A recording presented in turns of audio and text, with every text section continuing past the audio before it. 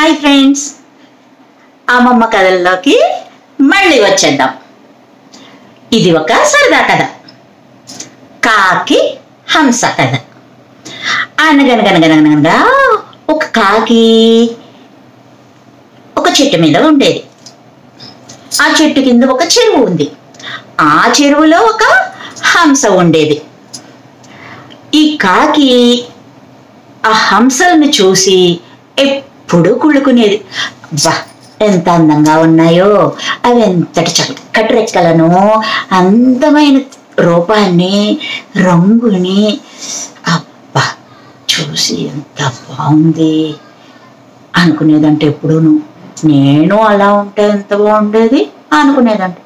కానీ కాకి నల్లగా ఉంటుంది కదా, అయితే మాత్రం నేను అందవిహీనంగా ఉన్నాను అనుకునేదంట. ఎప్పుడు బాధపడేదంట వాటితో కంపేర్ చేసుకుని. It's not good. ఒకరోజు కాకి ఒక మూర్ఖమైన ఆలోచన వచ్చిందంట.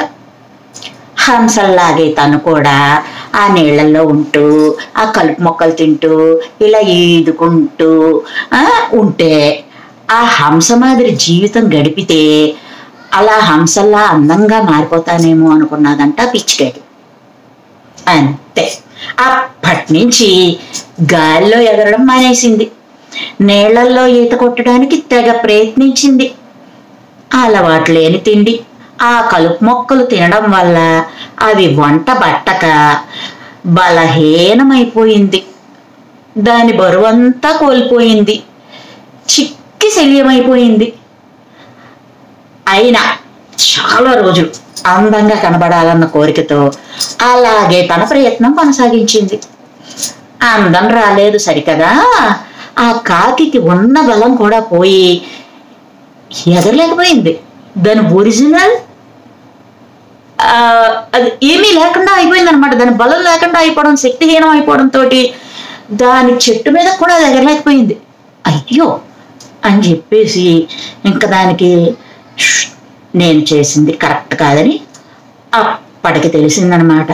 అందం రాలేదు సరి కదా, ఈ ఇబ్బంది ఏంటి నాకు, నా బలం కూడా నేను కోల్పోయాను, నాకున్న అందాన్ని కూడా కోల్పోయాను అని అప్పటికి అర్థమైంది దానికి.